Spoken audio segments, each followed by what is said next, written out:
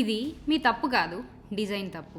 రోజు రోజు రిపీట్ అయ్యే పనులు, కుకింగ్, వాషింగ్, క్లీనింగ్, బెండింగ్ అవి మీ బాడీకి మ్యాచ్ కాకపోతే పెయిన్ మ్యాండేటరీ. అందుకే ఇవాళ టాపిక్ కిచెన్ ఆంథ్రోపోమెట్రీ. నేను చాలా కిచెన్స్ అబ్జర్వ్ చేశాను. లగ్జరీ కిచెన్స్లో కూడా కరెక్ట్ స్టాండర్డ్స్ ఫాలో కాకపోవటం వల్ల డైలీ యూసేజ్లో పెయిన్ క్రియేట్ చేస్తుంది. Hi, this is Kavya. I'm an architect. Welcome to interior truths Telugu. చాలామంది చెప్తుంటారు ఆంథ్రోపోమెట్రీ అంటే చాలా ఇంపార్టెంట్, కిచెన్లో చాలా యూజ్ అవుతుంది అని.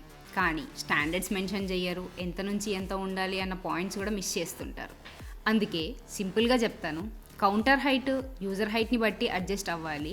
820 నుంచి 900 mm వరకు. డైలీ యూజ్ ఐటమ్స్ కోసం వాటి రీచ్ జోన్ 750 నుంచి 1400 mm లోపల ఉండాలి.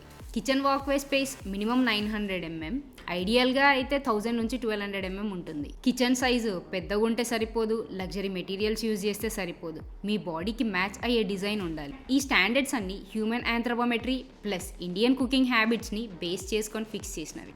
ఒక మంచి గుడ్ కిచెన్ అంటే పెయిన్ ఫ్రీ కిచెన్. ఈ కంప్లీట్ స్టాండర్డ్స్ అన్ని ఇండియన్ కిచెన్స్ కోసం డీటెయిల్గా ప్రిపేర్ చేసిన పీడిఎఫ్లో ఉన్నాయి. కిచెన్ అని కామెంట్ చేయండి, కంప్లీట్ కిచెన్ ఆంథ్రోపోమెట్రీ పీడిఎఫ్ని షేర్ చేస్తాను.